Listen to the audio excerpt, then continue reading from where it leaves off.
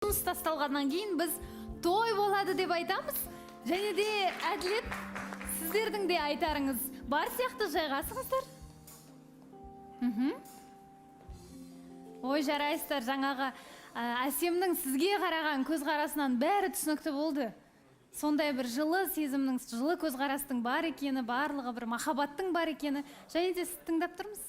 Я, құрметті қатысушылар, осы бастан туфлилеріңізді дайындай беріңіздер. Құрметті көрермендер, Қазақстан, Қырғызстан, СНГ. Бізде Қослайықта 10 желтоқсанда Әділет пен Әсемнің тойы.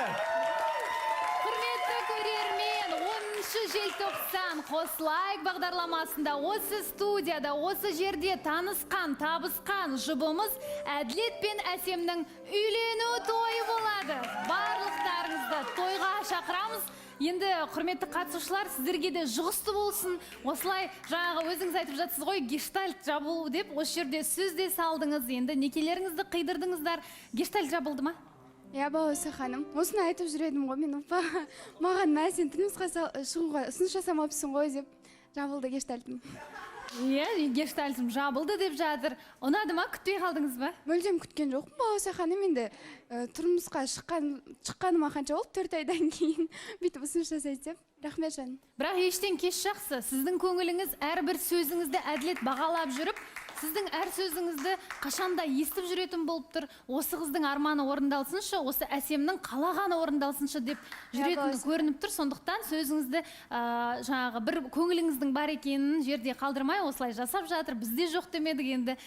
Сондай бір қуаныштымыз. Шынымен де жаңа екеуіңіздің бір-бірлеріңізге қарап тұрған көзқарастарыңыздан түсінікті болды. Негізі сіздердің танысып, кездесіп жүрген уақыттарыңыз жалпы аз болды ғой негізі. Бірақ махаббат бір отбасы болғаннан кейін басталып жатқан сияқты маған көрінді. Енді сізде бір толқыныстан ба, бір эмоцияңыз ерекше болып отыр.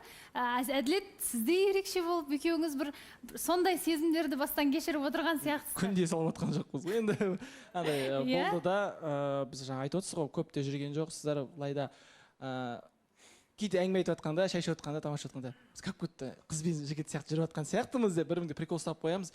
Негізінде көп сөздің де қажеті жоқ, алдында айтқандағыдай келдім, көрдім, үйлендім. Қослайықтың негізгі мақсаты осы.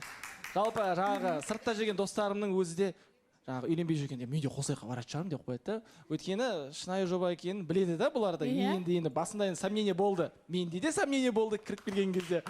Сұрақты хейт етіп. Сол жалпы үйленбей жүргендер болса, Қослайықтың эфиріне келіңіздер, өз бақыттарыңызды сынап, өз бақыттарыңызды тауып кетіңіздер.